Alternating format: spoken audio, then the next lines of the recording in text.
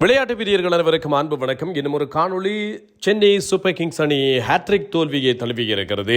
Chennai super கிங்ஸுக்கும் ஆர்சிபிக்கும் இடையிலான போட்டி என்று சொன்னாலே அது ரசிகர்கள் மத்தியில் அதிகம் எதிர்பார்க்கப்படுகின்ற ஒரு ஆட்டம். ஏனென்றால் ஒரு பக்கத்தில் தோனி இருப்பார், இன்னும் ஒரு பக்கத்தில் கோலி இருப்பார். இருவருமே மிகப்பெரிய நம்பிக்கைக்குரியவர்கள். இது மாத்திரமல்லாமல் பாச பிணைப்புகளை கொண்டவர்கள், இந்திய கிரிக்கெட்டை தூக்கி நிறுத்தியவர்கள் என்று ஏராளமான வரலாறுகள் இவர்களுக்காக இருக்கிறது. ஆனால் இந்த ஆட்டத்திலே தோனி சென்னை அணிக்காக இல்லை, ஆனால் கோலி விளையாடினார்.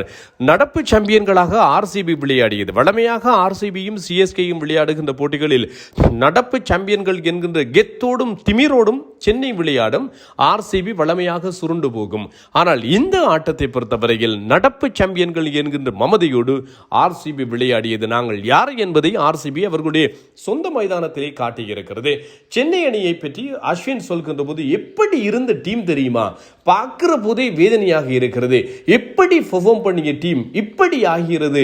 12வது ஓவருக்கு பின்னரே ஷோல்டரை தொங்க போட்டுக் கொண்டு அவர்கள் இருந்த நிலைமையை பார்க்கின்ற போது வேதனையாக இருந்தது என்று சொல்லி அஸ்வின் தன்னுடைய காணொளியில் உருக்கமாக பேசுகின்ற வீடியோ பதிவுகளையும் கூட பார்க்க கிடைத்திருந்தது. சென்னை அணிக்கு தோனி இல்லாவிட்டால் என்ன, தோனி இல்லாவிட்டால் இப்படித்தான் சென்னை அணி ஆடுமா என்று சொல்லியும் ரசிகர்கள் புலம்ப ஆரம்பித்திருக்கிறார்கள். ஒன்றும் நடக்குதில்லை. அணித்தலைவர் ருத்ராஜ் கெய்க்வாட், 18 கோடிக்கு ராஜஸ்தான் ராயல்ஸில் இருந்து புறப்பட்ட சஞ்சு சாம்சன், எதிர்காலத்துக்கான இந்திய வீரர் ஆயுஷ் மாத்ரே, டாப் 3 வருகின்ற மூவரும் சோடி போகிறார்கள். இந்த மூவருமாக சேர்ந்து மொத்தம் 3 இன்னிங்ஸ்களிலே 9 இன்னிங்ஸ்களிலே ஆடி இருக்கிறார்கள். இந்த 9 இன்னிங்ஸ்களிலே ஒரே ஒரு அரைச்சதம் ஆயுஷ் மாத்ரேயிடம் இருந்து கடந்த போட்டியிலே வந்து அரைச்சதம் மட்டும்தான். இப்படி சென்னை அணி மோசமான பிரதிகளை காண்பித்துக் கொண்டிருக்கிறது.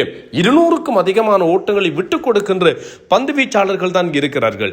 மொத்தம் 28.4 கோடிக்கு இந்த கார்த்திக் என்று சொல்லப்படுகின்ற வீரரையும், கார்த்திக் சர்மா, அதே போன்று பிரசாந்த் வீரர் ஆகிய அன்கேப்டு வீரர்களை இவர்கள் பெற்றுக் கொண்டார்கள். சரியான வீரர்களை இவர்கள் ஐபிஎல்லுக்காக தேர்வு செய்யவில்லை என்கின்ற குற்றச்சாட்டுகள் இருக்கிறது. ஆக்ஷனிலே சென்னை கோட்டை விட்டது. ஆக்ஷனிலே கோட்டை விட்ட காரணத்தால் தான் சென்னை இவ்வளவு மோசமான பிரதிகளை பெறுகிறது என்று சொல்லிய குற்றச்சாட்டுகள் வருகின்றன. 10வது இடத்தில் இருக்கிறார்கள். 3 ஆட்டங்கள் 3லுமே தோல்வி. ஆனால் RCB, Rajasthan Royals, Delhi Capitals, Punjab Kings ஆகிய அணிகள் தலா விளையாடி இருக்கின்ற 2 ஆட்டங்கள் 2லுமே வெற்றி பெற்றிருக்கிறார்கள் என்பது சுட்டி காட்டக்கூடிய ஒரு விஷயம். ஆகவே மீண்டும் இவர்களால் எப்படி வர முடியும் என்பது இப்போது கேள்விக்குரிய ஒரு விஷயம். இறுதி 5 ஓவர்களிலே 97 ஓட்டங்களை பெற்றுக் கொண்டது ஆர்சிபி. சிங்கப்பூர் சித்தப்புவிடம் சிக்கி சின்ன பின்னமாக்கியது சிஎஸ்கே என்று சொன்னால் அது ஒன்று மிக இல்லை. அந்த அளவு தூரம் அடித்து நொறுக்கினார். அவருக்கு ஒரு ஆட்டமிழப்பு ஒன்று கொடுக்கப்பட்டது. அது நோபலாக அறிவிக்கப்பட்டது. அதற்கு பின்னர் தான் அசுர தாண்டவம் இவர் ஆடினார் என்பதும் ஞாபகப்படுத்தத்தக்கது.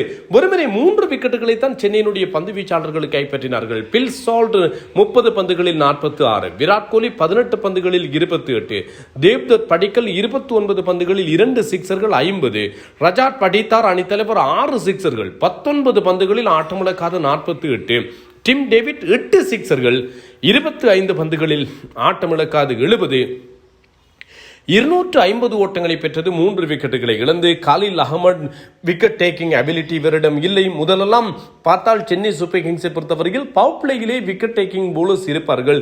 இந்த சிஎஸ்கேயிடம் அப்படி எதையுமே காணவில்லை.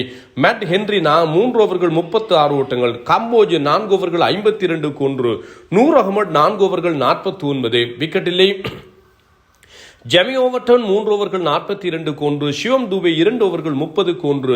இப்படித்தான் சென்னையினுடைய பந்து வீச்சு இருக்கிறது. சஞ்சு சாம்சன் 9, ருத்ராஜ் கெய்க்வாட் 7, ஆயுஷ் மாத்ரே 1, சஃப்ராஸ் கான் வெறுமனே 75 லட்சத்துக்கு வந்தால் வருது போனால் போகுது என்கின்ற கணக்கிலே 14 கோடிக்கு அன்கப் வீரர்களை பெற்றுக்கொண்ட சென்னை அணி இறுதியில் மிஞ்சி போன ஒரு தொகையில் சஃப்ராஸ் கானை வேண்டா வெறுப்பிலே எடுத்தார்கள். ஆனால் நல்ல ஃபோமிலே இருந்த சஃப்ராஸ் கானுக்கு ஒரு நல்ல தொகையை கொடுத்து அவருடைய அடிப்படை விலையில் கூட சென்னை அணியால் பெற்றுக்கொள்ள முடியாது போயிருந்தது என்பதுதான் இங்கே ஏமாற்றத்துக்குரிய ஒரு விஷயம். இறுதி நேரத்திலே பெற்றுக்கொண்ட சஃப்ராஸ் கான் தான் அணியை தூக்கி நிறுத்துகிறார். 25 பந்துகளில் 2 சிக்ஸர்கள், 8 பவுண்டரிகளோடு 50 ஓட்டங்கள். கார்த்திக் சர்மா 6, சிவம் துபே 18, பிரசாந்த் வீர் 29 பந்துகளிலே 43, ஜெமி ஓவர்டன் 37, கம்போஜ் 19 என்று சொல்லி ஓட்டங்களை பெற 207 ஓட்டங்கள் பெறப்பட்டது. 3 விக்கெட்டுகள் புவனேஸ்வர் குமார், 2 விக்கெட்டுகள் ஜேக்கப் டவி, அது அபிநந்தன் சிங் மற்றும் குர்னல் பாண்டி ஆகியோர் கைப்பற்ற சுயா சர்மாவிற்கு 1 கிடைத்தது. சென்னை எப்போது மீண்டு வரப்போகிறது? சென்னை மீண்டு வரும். தோனி அணிக்கு வருகின்ற போது சென்னை மீண்டு வரும். தோனி அணிக்குள் வருகின்ற போது சென்னை மீண்டு வந்து அதற்கு பின்னர் சென்னை ஒவ்வொரு ஆட்டங்களிலுமே வெற்றி பெற்று பிளே ஆஃப் சுற்றுக்கு சென்னை அணி தேர்வாகி சாம்பியன் மகுடத்தையும் சென்னை அணி தூக்கும், சென்னை அணி சுவீகரிக்கும். அதற்கு பின்னர் சாம்பியன் மகுடத்தை சுவீகரித்ததற்கு பின்னர் சென்னை அணி மகேந்திர சிங் தோனி ஐபிஎல்லுக்கு விடை கொடுப்பார். இதுதான் இந்த ஆண்டுக்கான ஐபிஎல் ஸ்கிரிப்ட் என்று சொல்லி ஒன்றையும் பார்க்க கிடைத்தது. அடடா, பார்ப்பதற்கும் பேசுவதற்கும் நன்றாகத்தான் இருக்கிறது. நடந்தால் எப்படி இருக்கும் என்று சொல்லி தோனி ரசிகர்கள் கேட்கிறார்கள். நடக்குமா நடக்காதா என்பதை தலைவன் மகேந்திர சிங் தோனி வந்ததற்கு பின்னர் தான் நாங்கள் பார்க்கக்கூடியதாக இருக்கும். ஆனால் சென்னை அணி இப்போது இருக்கின்ற நிலையில் மிக பெரிய அளவிலே சென்னையை ரிப்பேர் செய்ய வேண்டும் என்று சொல்லி புலம்ப வேண்டி இருக்கிறது. சென்னை அணி மீண்டு வருவதாக இருந்தால் சென்னை அணியில் பல மாற்றங்கள் செய்ய வேண்டும். டாப் 3 சென்னையினுடைய வீரர்கள் 3 வீரர்களும் மிக மோசமான ஆட்டங்களை தான் காண்பித்துக் கொண்டிருக்கிறார்கள் என்பதும் சுட்டிக்காட்டக்கூடிய விஷயம். காத்திருப்போம், இன்னும் ஒரு காணொளியில் சந்திப்போம்.